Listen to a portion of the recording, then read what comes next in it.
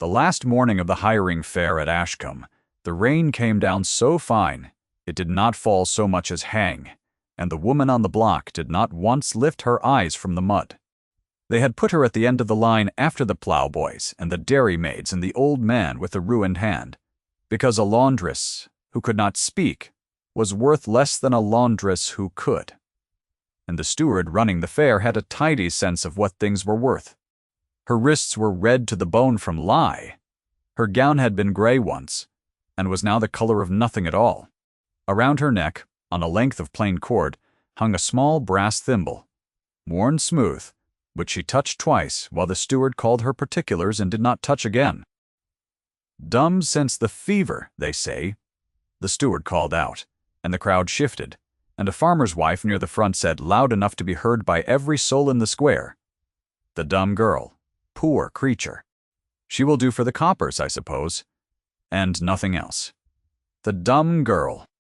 The words went across the square like water finding a channel, and the woman on the block heard them and did not flinch because she had heard them for 4 years and had learned the trick of standing very still inside them. Then a shadow came across the mud, and the crowd stopped talking all at once. The Marquess of Reynard had not been seen at a hiring fair in 11 years. He came through the square the way weather comes through a valley, and the people opened for him without deciding to. And he stopped at the block and looked up at her for the length of 4 heartbeats, which she counted because her heart was doing them very loudly in her throat. "That one," he said. His voice was level and carried nowhere in particular. The whole term. "Send her to the house." He did not ask her name. He did not look at her again. What she did not yet know, standing in the fine rain with the brass thimble cold against her collarbone, was that he had not come to the fair for a laundress at all, and that the thing he had come for was already inside his own walls, wearing a good coat and a pleasant face. Stay close to her a while. She is worth the watching. Her name was Mary Ann Cole, and she was 24 years old, and she had been able to speak perfectly well for every one of those years. That was the shape of her life, and she had built it deliberately, board by board, the way a person builds a shelter in weather they do not expect to end.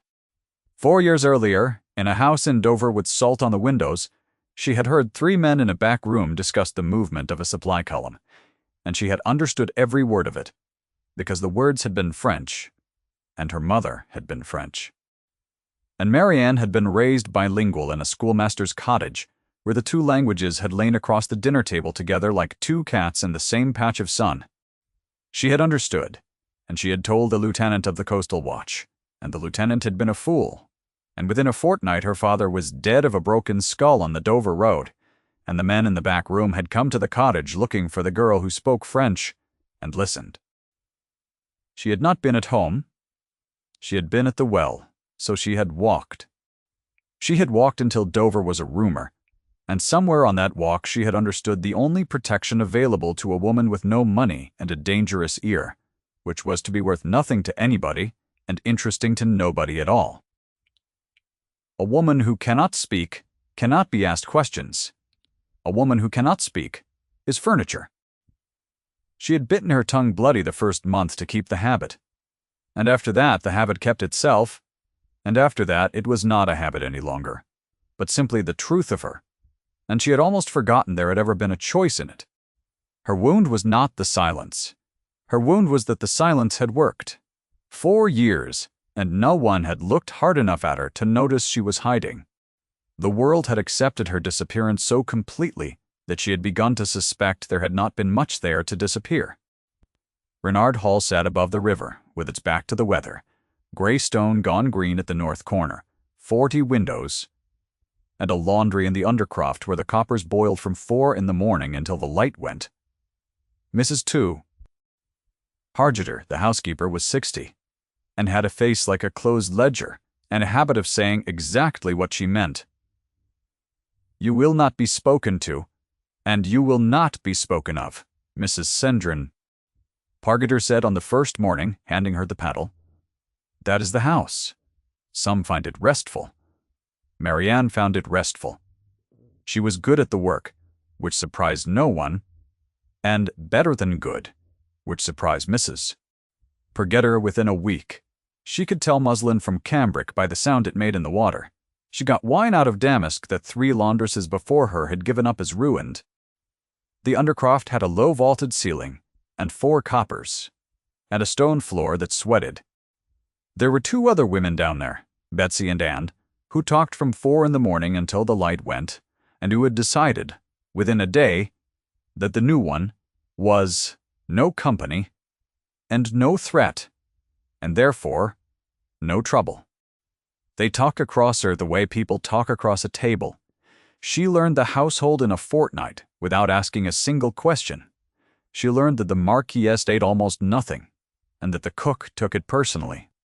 She learned that the dowager's woman sent the good linen back twice out of principle. She learned that nobody in the house said the name of the master's brother, and that this was not a rule anyone had made, and that it was obeyed absolutely.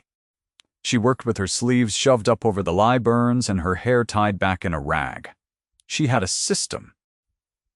The fine things first while the water was clean, then the table linen, then the coarse, and the whole of it laid out on the drying frames in an order she had never explained to anyone because she could not, and which Betsy had eventually copied without knowing why it was better. She did not lift her head when Boots came down the Undercroft stairs. Boots came down the Undercroft stairs more often than the household could account for. The Marquess of Reynard was 36 years old, and had a reputation that arrived in her room before he did. He had turned his mother out of the dower house. He had refused, twice, to stand godfather to his cousin's children. He had dismissed a butler of 20 years' service in a single afternoon, and never once explained why. The county called him cruel, and the county was comfortable with the word, because cruel is a simple thing and requires no further thought. He came down to the laundry on the 4th day and stood at the foot of the stairs while she wrung out a sheet. "Your hands," he said. She kept working. "Look at me." She looked. His face was the color the sky had been at the fair, and there was nothing readable in it, and his eyes had gone to her wrists where the lye had eaten in past the first layer. "Mrs. Pargeter will give you the tallow," he said. "Use it." "Not tonight." Then he was gone up the stairs, and she stood there with the wet sheet dragging her shoulders down. And her heart was going in her throat, the way it had gone in the square, and she told herself it was the fear a servant feels when the master notices her, which is a reasonable fear, and a well-founded one. The tallow was on the shelf that evening. It was the good sort, the kind kept for the horse's tack and not for servants' hands, and Mrs. Pargeter set it down beside the copper without a word, and looked at Marianne for a moment longer than the setting down required. He came again on the 9th day. She was at the frames, with her back to the stairs, and she knew he was there before she heard anything, which was a thing she would think about later and dislike. He stood where he had stood before. He watched her lift a sheet which weighs a great deal wet, and he watched her do it a second time. "There is a boy in the stable-yard doing nothing," he said. "He will carry the wet linen up every day." "Not only when you are tired." She turned around and looked at him and could not thank him, and would not have known how. And there was a moment in which he seemed to be waiting for something, and then decided he had not been. "Sit down when the water is on," he said. "There is a stool. Use it." He went up the stairs. She stood in the steam with her hands hanging and her face hot, and told herself, carefully, item by item, that a master protects his property, that a laundress with ruined hands is a laundress who works slowly, that it was economy and nothing else. She was very good at this. She had been doing a version of it for 4 years. Her hands were shaking. She noted that and put it aside and went back to the frames. The house was not empty. It had guests that autumn, and the guests were the reason the Boots came down and the reason the corridors carried voices at hours when they should not have. The chief among them was a gentleman named Peter Vance, who described himself as a merchant of Bristol, with an interest in wool contracts, and who had been at Reynard Hall since Michaelmas on business no one could quite name. He was pleasant. He was pleasant to everybody, which is a rarer thing in a great house than kindness, and considerably more useful. He had a good coat, and a light laugh, and he remembered the names of the grooms. The other was the Dowager Lady Reynard, the Marquess's aunt, by marriage, who had come from the dower house he had turned her out of, and installed herself in the yellow drawing-room with a fan and a granddaughter, and who considered her presence at Reynard Hall a kindness she was performing for a family too proud to ask for it. The granddaughter was Miss Sophia Blackwood, 20, and lovely, and entirely certain of her position in the room, and the dowager had been arranging her at the Marquess's dinner table for 3 weeks, with the patience of a woman setting a snare. Marianne knew all of this because laundresses know everything.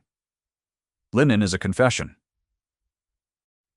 She had been carrying the household sheets up and down for a month, and she could have told you which guest slept badly, and which one did not sleep in his own bed, and which one had been weeping.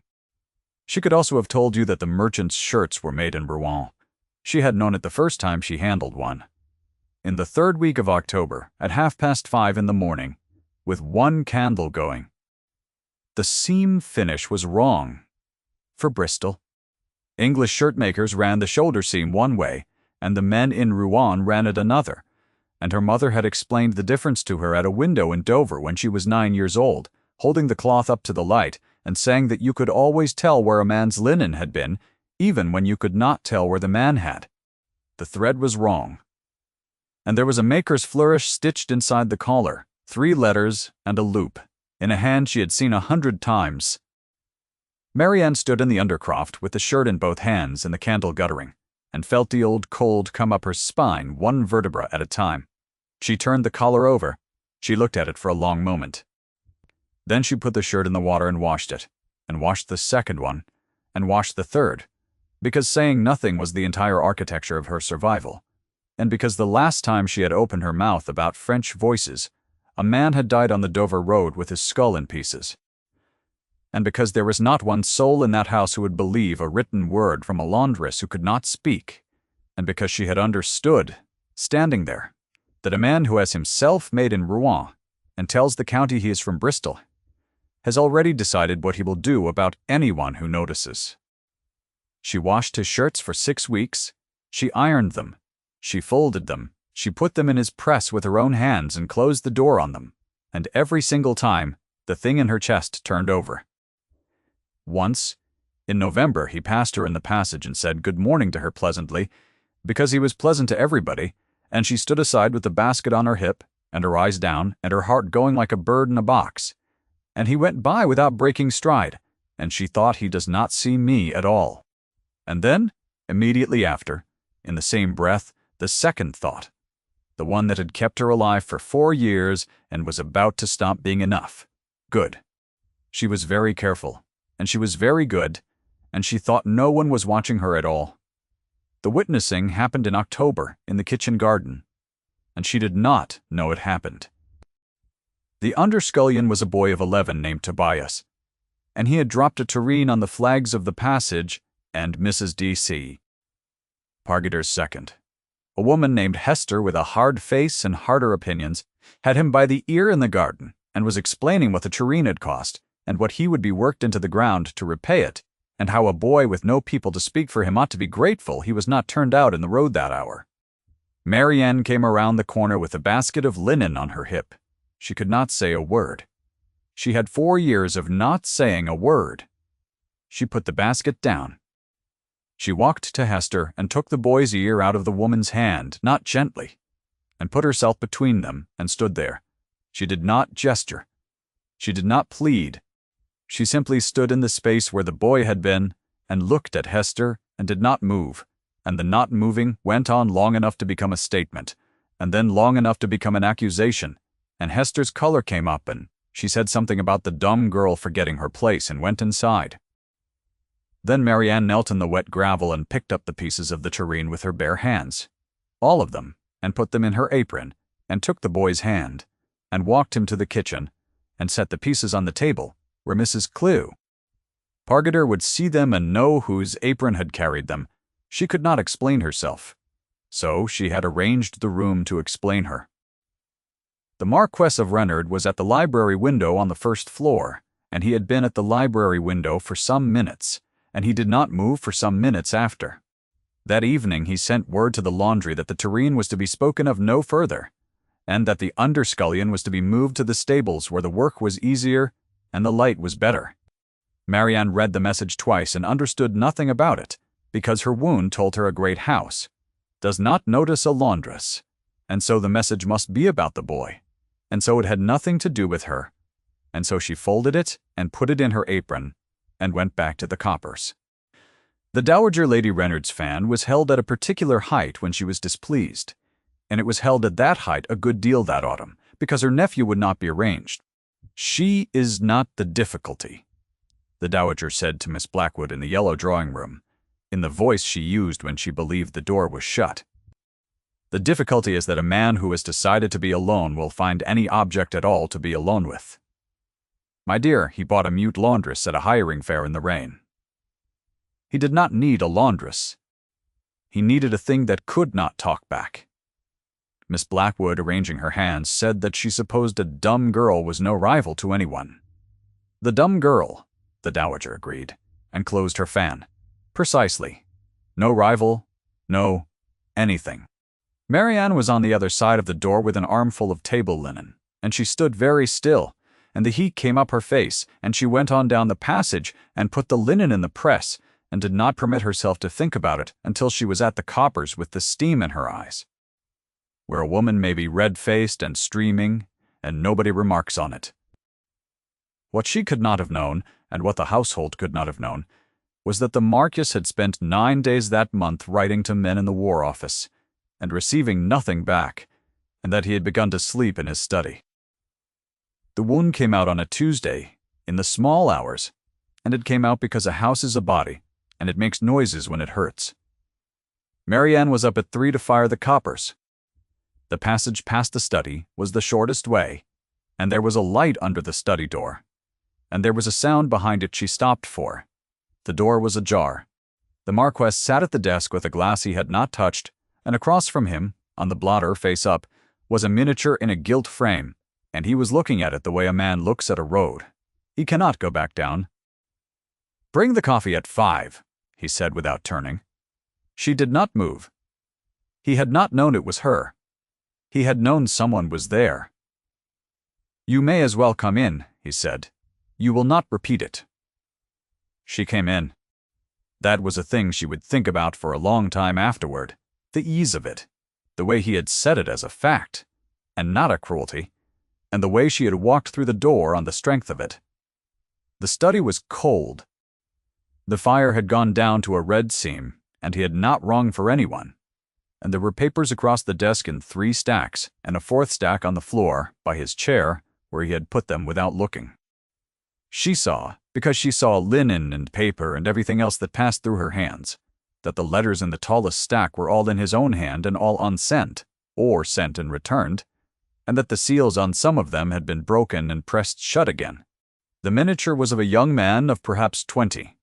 "Dark-haired, laughing my brother," the Marquess said. "Edmund, he was at Corunna. He turned the glass a quarter turn and did not lift it. He wrote to me for a commission in the Guards.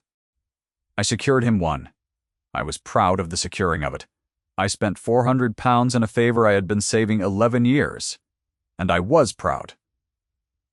His voice did not change at all. He was 19. He would not have gone if I had not opened the door for him. I opened the door for him because it pleased me to be the man who could open doors. He put the miniature face down on the blotter with 2 fingers. "My aunt believes I turned her out of the Dower House, from spite," he said. "I turned her out of the Dower House because she told me at the funeral that Edmund had died, a credit to the family.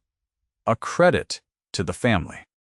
He said it a second time, and there was nothing in his face and everything in his hand, which had gone white on the glass. I have not been able to be in a room with her since without knowing exactly what I am. She's only saying aloud what I did. Nobody in that house had heard him say his brother's name in 7 years. Marianne stood in the doorway with the cold of the passage on her back, and understood with a clarity that frightened her that she had been let into a room nobody else had been let into, and that the reason he could say it was that she could not carry it out. She was safe to him, because she was silent. That should have been a relief. It was the whole design of her. working exactly as she had built it to work. And it sat in her chest like a swallowed stone.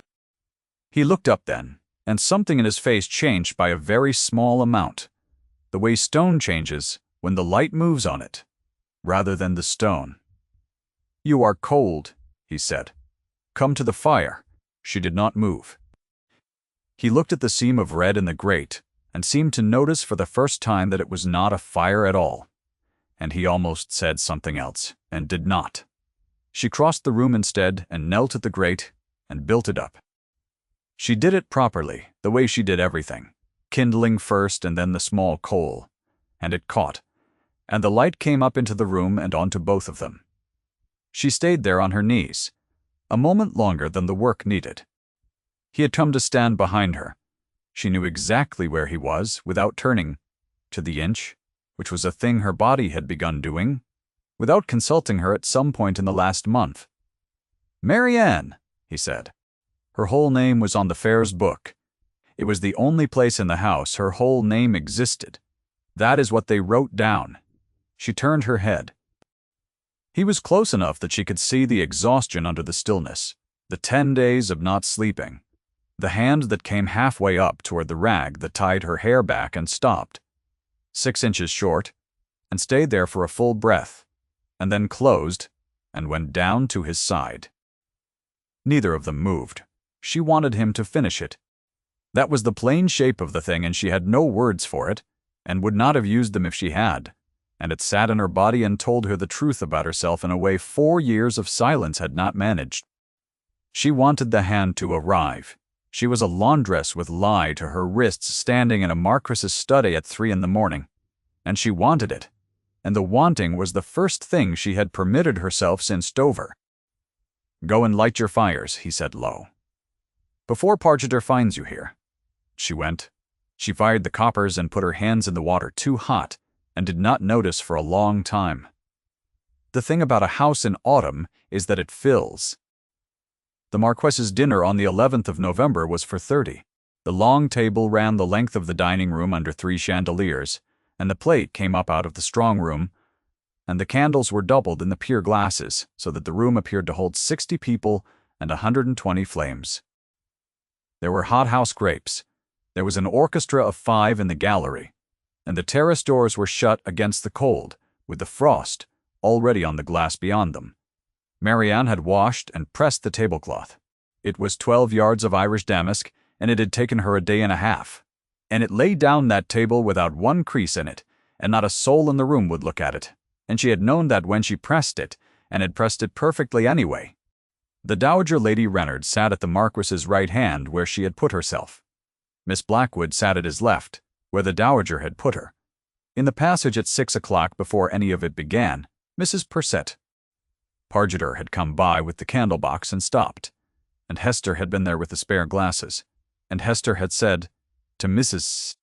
Pargeter, and not to her, in the flat voice of a woman reporting a fact, that they had best keep the dumb girl below tonight, since her ladyship had said plainly that the dumb girl was not to be in the passages with company in the house.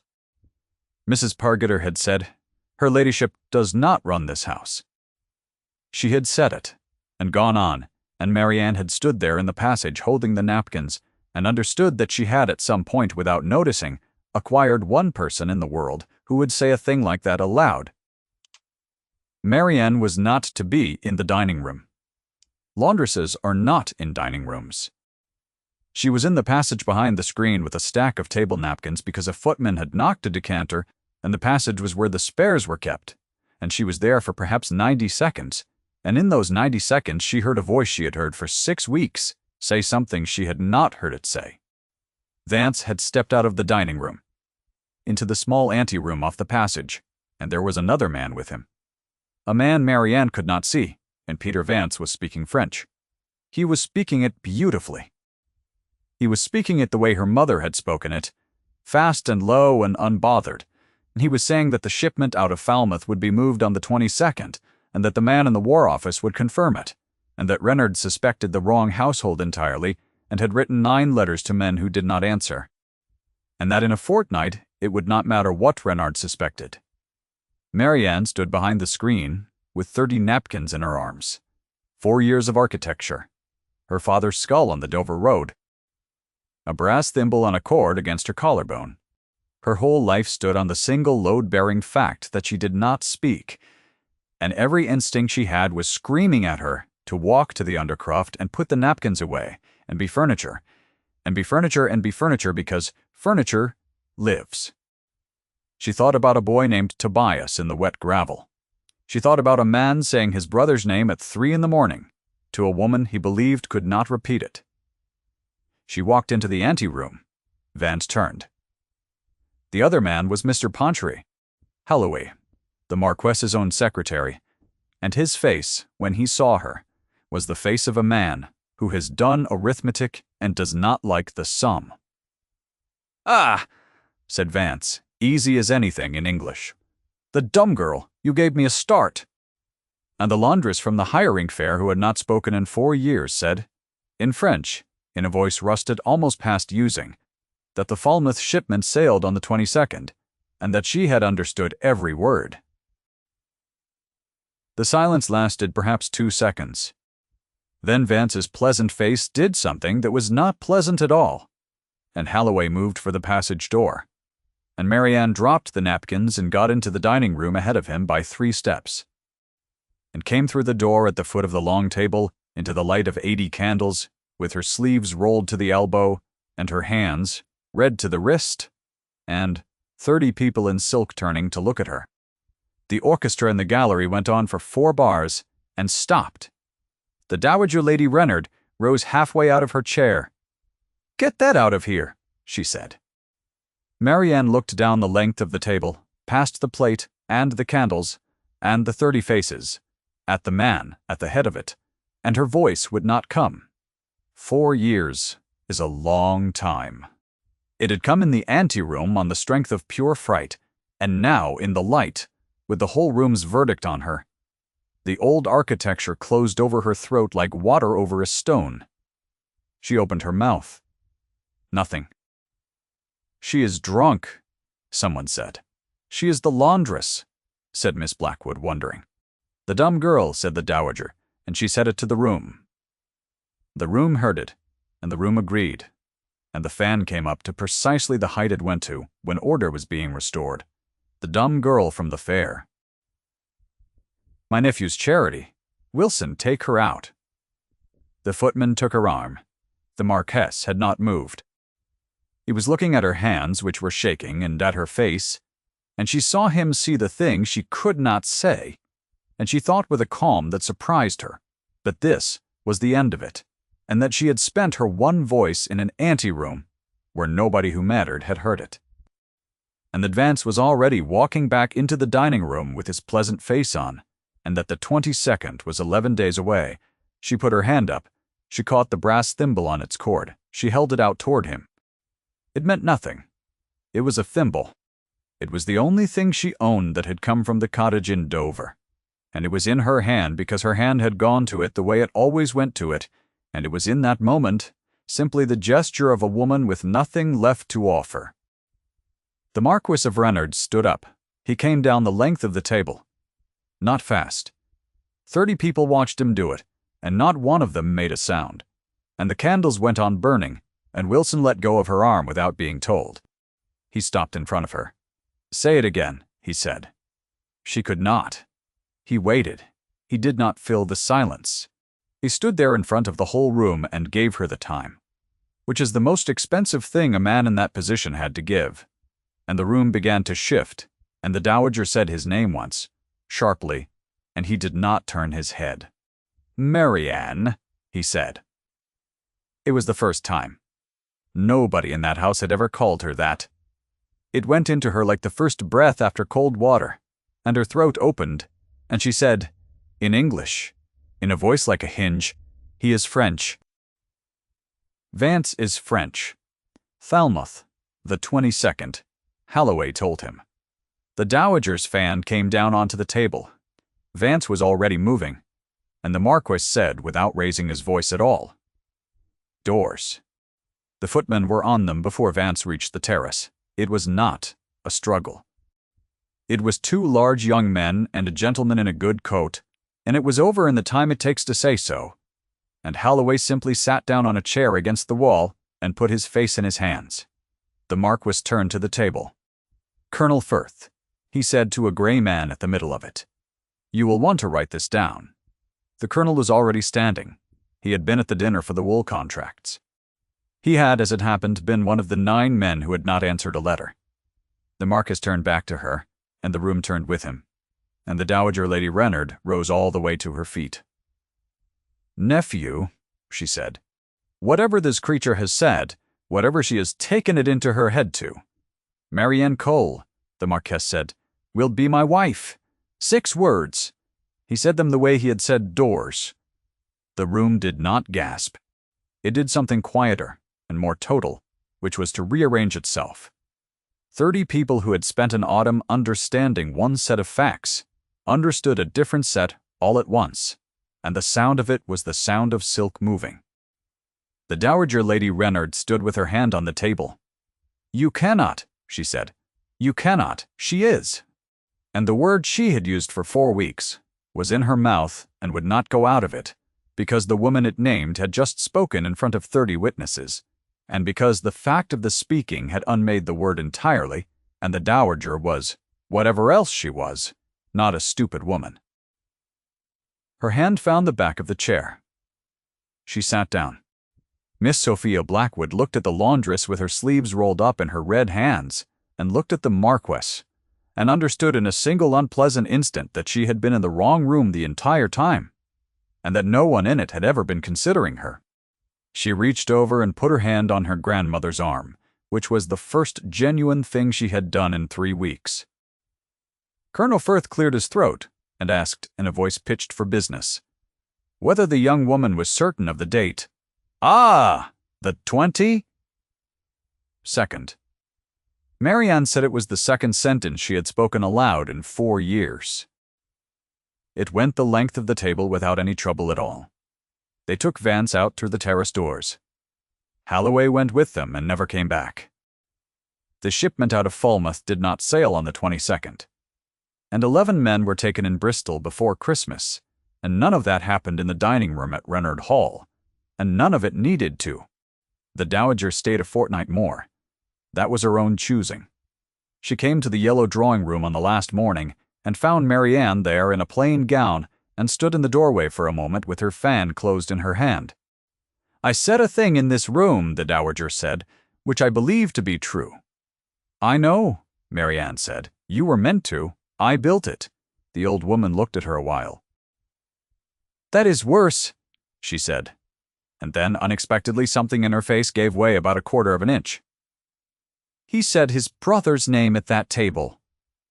Did you know that?" "Before you came in," he said, Edmund. "He has not said it in 7 years. She turned to go. I told him at the funeral that the boy died a credit to the family. I've wanted for 7 years to have said something else." She went. She was not humbled so much as she was set down in a place she had not chosen, and she wrote to Marianne twice from the Dower House that winter, and the second letter was kind. They were married in the parish church in the first week of January, with snow on the churchyard, and the boy Tobias in a coat that fit him holding the door, and Mrs. Pargeter in the second pew with her ledger face entirely undone. Marianne's voice did not come back all at once. It came back the way a river comes back, in pieces, with silences in the middle of sentences where the old habit still stood. He never once hurried her. That was the thing she found she could not get over, and the thing she thought about years later, when she thought about that winter, not the 6 words at the table, but the waiting before them. Any man can speak. He had stood in front of 30 people and been quiet on her behalf. The library at Reynard Hall faced east. In February, the snow came down on the river all one afternoon and into the evening, and the fire was going, and the miniature of a laughing boy of 19 stood on the mantel, where anyone might see it face up in the light. Marianne sat with her feet under her and her hands in her lap. The live burns had gone down to 2 pale bands at the wrists that would never quite leave. She had stopped minding them somewhere around the 2nd week of January. They were the only part of the 4 years she intended to keep. Tobias came through at 4 with the coal scuttle, because he had asked to keep doing it, and nobody had found a good reason to tell him no, and he said, "Good afternoon," to her by name, and she said it back, and he went out grinning at the floor the way he always did, because it still delighted him, and she supposed it always would. Across the room the Marquess was reading, and not reading. Every so often he said something and she answered it. Every so often he said something, and she did not answer it for a while, because the word was not there yet, and would come in its own time, and he waited, and the waiting had stopped being a courtesy and become simply the way the room worked. The silence in between was not the old silence at all. The old silence had been a wall she stood behind. This one was a room they were both in. The brass thimble lay on the small table by the window where she had put it the day she came upstairs. She picked it up. It was warm from the fire. It had been her mother's, and it had been in a cottage in Dover with salt on the windows, and it had gone down a road with her, and it had hung on a cord against her collarbone through 4 years of being furniture, and it had been in her hand in the light of 80 candles when she had nothing else to hold out. She turned it once between her fingers and set it down again. Outside, the snow went on falling on the river, and the house was quiet, and she said his name, and he answered, "If Marianne stayed with you, sit with her a moment before you go. Thank you for staying until the end."